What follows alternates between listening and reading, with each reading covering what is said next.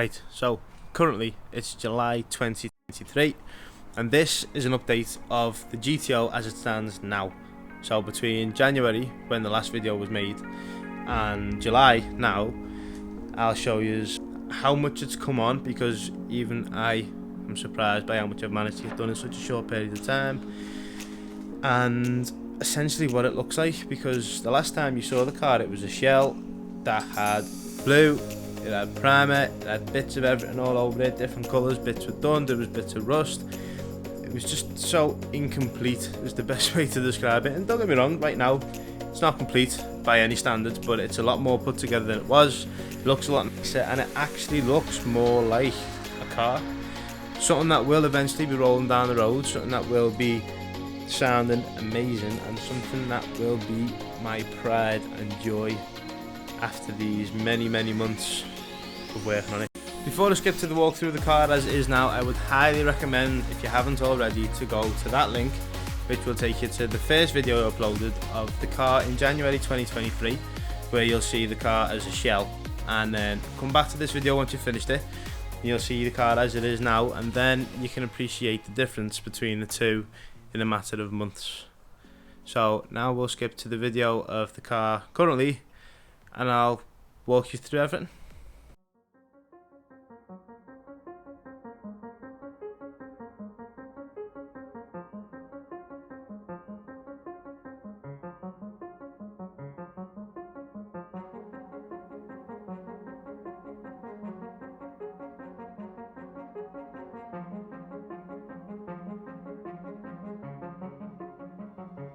And here she is, the GTO.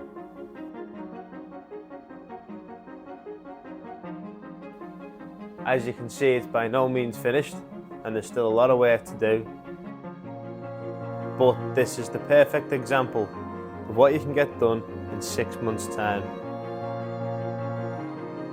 If you've watched the first walkthrough video, you'll know the car was an absolute mess, and now it's still a bit of a mess, but it's a much better mess than it was.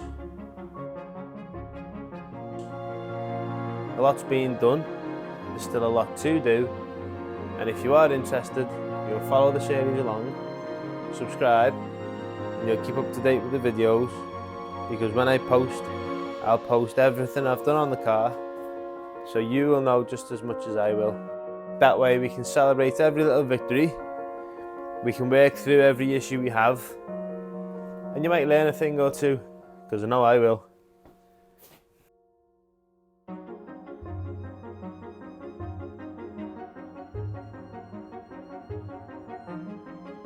Oh yeah, I've also modified the roof, but I'll explain that later on in the video.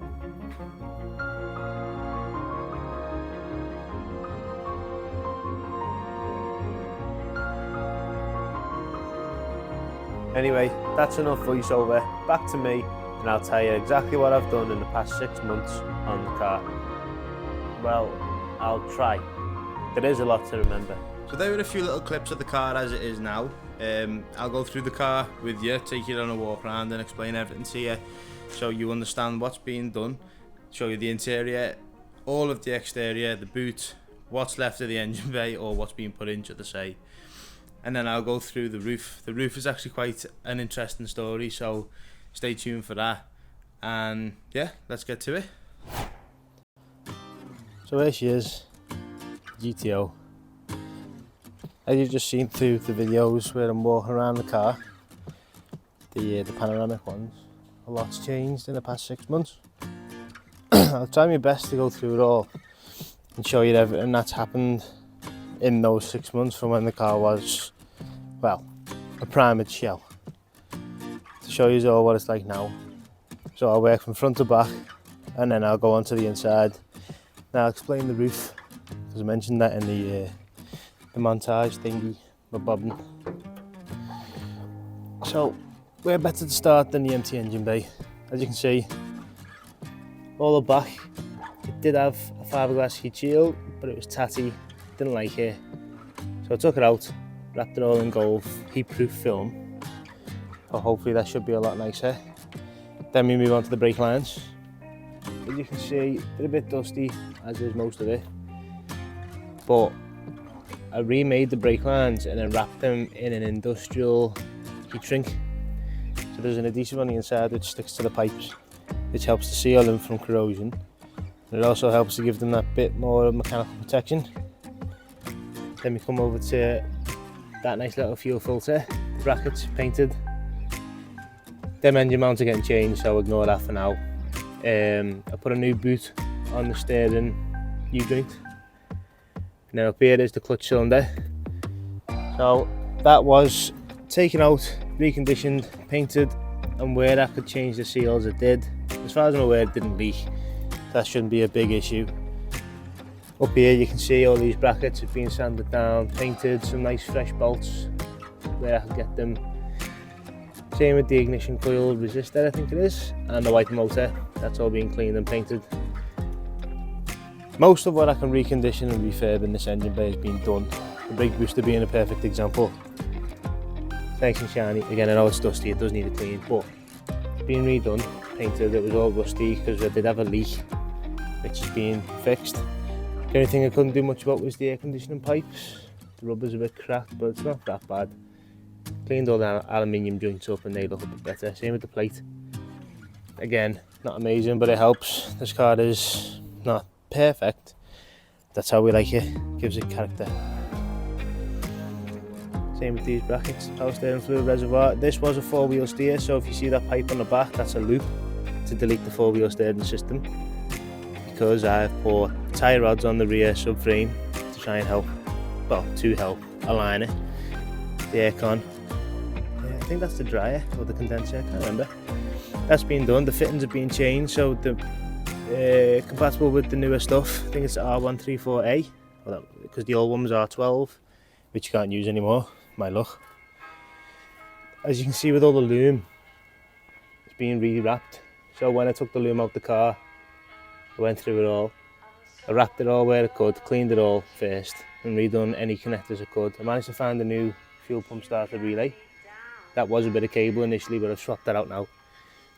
Some of you may have noticed the battery suspended in the middle where the engine is. This isn't an electric car, so don't panic. That's purely just so I can get power to the car, so I can test some of the things like the windows, the aircon, stuff like that, the headlights, which do pop up, and they do come on.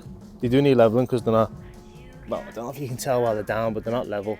I think the passenger side, which is that side, is a lot lower. So that'll get levelled out at one point.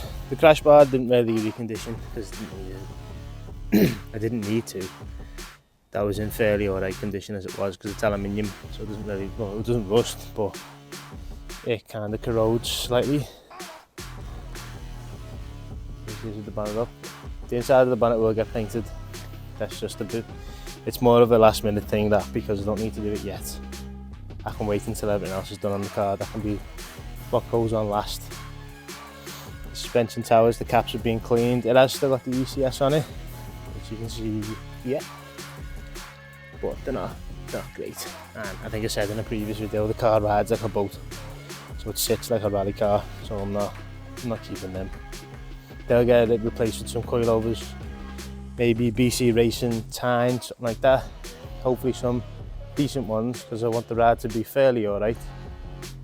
But it is an old car, so I'm not expecting much. And again, like I said, all the loom's been redone. You see it's all re-wrapped. Goes back into there. They've all been sealed off. There's the old colour, the old blue, because whoever painted it previous didn't really mask it off. Although I can't say much because that's red there as well, so it's not ideal. But you don't see it that much. The tape over the mirrors is so when I wheel it outside the unit, if it's ever raining, it's got some degree of waterproofing, because most of the car is watertight, just the odd few bits. Let's put the bonnet down. Again, the bonnet, like I said, it'll get painted and then that'll go on last, so I don't need to do that yet. Same with the wings, you need to get the engine and all that in first. Now the wing mirrors, the window wipers, they are dusty, but they did get reconditioned. They have been repainted. It has got new wiper blades, which you'll be pleased to see, because The other ones were non-existent, and they wouldn't have cleaned anything on the window. They would have just scratched it, and I'd have been one unhappy fella. So yeah, the whole car as well, you can see a bit here, it's been completely undersealed. That took ages, but it's been undersealed all the way through. Don't really know if you can see underneath there, probably can't. I'll show you a better picture of that when it's up on ramps or axle stands. When we do the undercarriage, actually, I'll re-emphasise that point. Do all the drivetrain and stuff like that. Then I'll move on to around the doors. Clean the twin turbo sail panels up as best I could. They're not amazing, but they do the job. I have noticed this side here, you can see it's imprinted onto the panel, like it's been printed on. But if you come onto the other side, I think it's been replaced before, because this one is a sticker. You can see the lip and you can feel it, but unless you looked at the car very closely, you wouldn't really notice that. But it's just me. Spent that many hours around the car, you kind of pick up on these little things. And then all this is being painted again. I've replaced these. Mine were done in. Plastic had deformed. They've faded. It just wasn't great. And yeah, the paint is rattle cans. You may be able to tell, but it's not that bad. I am, however, as counterintuitive as it sounds, I'm going to wrap the car. So it's going to be a similar red. So when you open the door shut in the engine bay, it's all still the same colour. Same on the inside of the doors there. So the wrap will be a similar red, but the reason I'm wrapping it is, like you can tell here, some bits are darker than others, and it's because of the type of paint I used. So it uses a silver base metallic and a candy red, and candy is a very hard paint to spray and get it right, especially from a rattle can. Example A. And then there's a few little runs here and there. And this side actually was from when I painted it. Me being clumsy lent on the panel while it was still wet, and I ended up with that mess. So I tried to fix it, didn't really work, but hey ho, everyone loves a tryer. Then the rear, the crash bar will be getting painted. I just fitted it for now so it's out the way. That's being undersealed up to that lip where the bumper sits. That's all undersealed to prevent from rust, because that was where the rust was bad on the car. And again, as you can see, the fuel tank underneath, it's all being painted. All the subframes are being painted. If you do want to check that out, I'll include my Instagram for the car here. So you click that, you'll see the Instagram for the car where I've done the subframes and everything through up until this point, because I have been documenting it, just not in video format, more in shorts, clips, reels for Instagram. But I'll give you a bit of an insight as to what I've done underneath the car before I get a video out to actually show you it properly, because I'll need a ramp for that, and the unit doesn't have a ramp. The roof isn't tall enough. But it's enough for me to work on the car as it is now, so I can live with that. Axle stands has been my best friend for the past few years. So this is the inside of the boot. As you can see, the rear lights are there. They're all good. I think I bought a new driver's side because the other one was cracked. But they're all the plastics. The under trays, wheel arch linings, they're the caps for the corners. The other one is down there. There it is. So they go in there, left and right, and then the lights clip into them. So I'll have to paint them, get them leveled out, make sure they line up with the body style.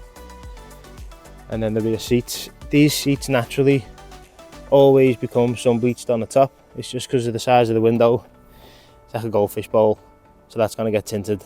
I've got a mate for that. He's got a window tinting business and he's spot on. I'd recommend him to anyone. So when that gets done, I'll leave a link in the description of his business. You can check him out because he's fantastic. And I'm trusting him with this, which is saying a lot, because if I can't do it myself, I'll only ever pay professionals, and he's a professional. So going on the inside, see the door cards in good condition. they had the clean. I didn't do much to them. I changed all the door seals, so this rubber literally goes all the way around the door, up the front as well. Same with the ones on the edge, because mine had ripped, and you can't really reuse a rip seal. There's not really a way to fix it and guarantee it won't leak. Same with down the sides. That's the same for both sides, by the way. Both drivers and passengers, somehow they were just destroyed. They were in two pieces. As you can see on the passenger seat, the new clocks, well, sorry, a new time clock, temperature gauge, boost gauge, oil temp gauge, and that is to replace the ones in there, because my time clock doesn't work on the dash, and I know it's very small, but it really does me head in. And same with the rear speakers. I got these because mine didn't come with any, which isn't ideal.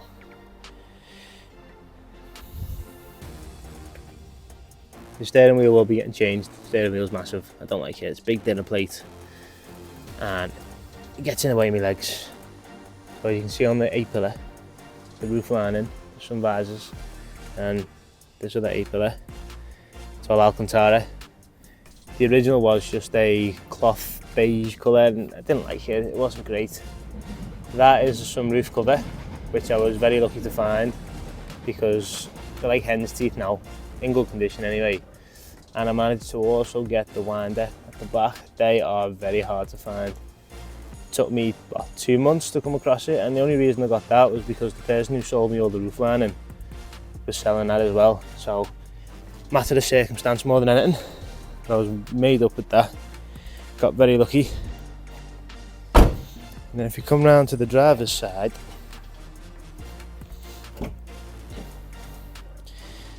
you'll see I managed to get the electric seat. The bolster's not great. The bolster typically rips on these. It's like a common problem with these seats. However, the seats are very comfy, so I might get them re-trimmed. But this electric seat adjustment does work. Up and down, forward and back. And then all the carpet's clean. Well, cleanish. I need to give it another clean. But it's cleaner than it was. Did have rust marks on it and stuff like that. But now we move on to the the radio. It's a Kenwood aftermarket stereo system. Fits in nice. The activator buttons are still there, but they're going to get removed because they're not needed, nor do they work. Get that out the way. And then this is a manual 5-speed gear knob with the gator. And again, I got that from the same person I got all the roof lining from, so I got really lucky with that. So yeah, as you can see, a lot's been done, slowly making progress. I know it's took 6 months, but these types of things take time, especially when you're doing it part-time. Now showing you the rest of the car, I will move on to the story about the sunroof. As you can see, it's the removable glass top, which you will have seen in the pictures previous. So what happened was, my roof originally was a tin top. It was all one big piece of metal, and when I went over the roof I realised there was so many dimples in it that I just couldn't get out. I didn't want to put loads of filler on it. There was a big dent on that side where someone had tried to fill previously, and that caused the leak into the window, which then broke the windscreen off. So I thought instead I'll cut this out and I'll weld the sunroof in, because if I'm going to upgrade it, I might as well upgrade it properly and give myself the sunroof. So literally where these sit, from this corner here up the top to the welds, and then the front, took the front brace, the rear header brace, the whole roof shell all came off. Again, if you go on my Instagram, you'll see a reel showing you part 1, 2 and 3 of that process. And then I managed to drill out the spots on the sunroof replacement, match it all up based on what I'd taken off and what I was putting on, drill all the holes, puddle weld all the spots, MIG weld underneath where the headers meet the body sides, and then that was all sturdy, it was all solid.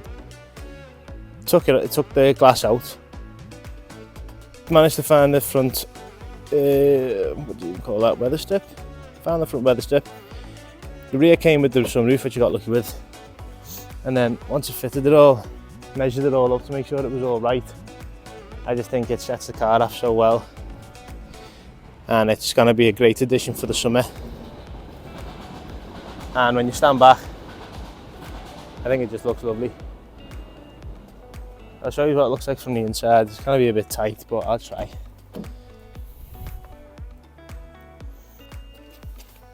So that's it from the inside. Like I said, I think it just looks the part, especially with it being an old 90s sports car. You'd expect these types of luxuries. And because it is removable, if you wind the sunroof up, it lets me. That's how the glass sits when it's open. It's not much, but it's enough just to cool the car down. And on the back, I don't know if you can see, you probably can't, but on the back where that post is, there's two push buttons. Press them in, take the tab off, peel the glass back and pull it out, and then in the boot I managed to get the trim where it has the shelves. So there's one ledge, there's the second ledge, and then there's two brackets in the back, one there, one that side. Obviously when this rear piece is on, it's not on at the minute. You put the glass in, it locks in, and it sits in the boot nicely.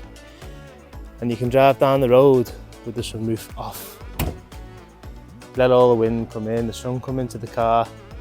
And I just think it's one of the better upgrades I've done on the car. And yeah, it was a lot of work, but I think it was worth it. So that in a nutshell is what is left of the GTO currently. And so much more that I've got to do. But if you are interested in this old Japanese car the way I am, stay tuned and you can follow the process and see what becomes of it. I have got a spoiler on the way as well, but I won't show you that until it's painted and on the car. But I think it looks amazing. Also, forgot to mention the alloys. So these are Rotor P45Rs.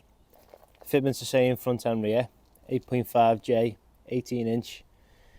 The colour at the minute is quite nice, but the alloys, as you can see on the walls there, more so on the fronts, they're quite badly scuffed. They are going to need a refurb, and I am going to change the colour because I've got a better idea of the colour, but I think they look so much nicer. And when you get the calipers behind them, and I've painted them, maybe get a bigger brake disc kit, slow us down because I don't really trust these brakes. I think it'll just set the rotors off quite nicely, and it'll emphasise the fact that the calipers are a nice bright colour. I'm not going to tell you what they are yet, but you'll soon find out. But yeah, just wanted to throw that back in there because I knew there was something I'd forget. Like I said, a lot's been done to the car, so it's hard to remember what I've done throughout. But I think they look lovely. So that was a walk around of the GTO as it is currently in July 2023. As you can see behind me, it's looking a lot more like a car. It's nice to see that it's not on axle stands anymore, it is on its wheels. It does roll freely. There's a fair few things I need to do to it, but again, that's the whole point in this channel, for you to stay with me, to follow it through, and you'll see how much is left, as well as the first start, the first drive, the first big journey we're taking it. And I can promise we will do a road trip in this car eventually. I am not fully confident that it'll get us there in one piece, but we will get there, so stay tuned for that. That will be in the future when the car is actually on the road, but for now I'm just glad it's in one piece and it's not rotting away in a scrapyard, which is where it was destined before I picked it up. So thank you very much for watching. I'll see you in the next one.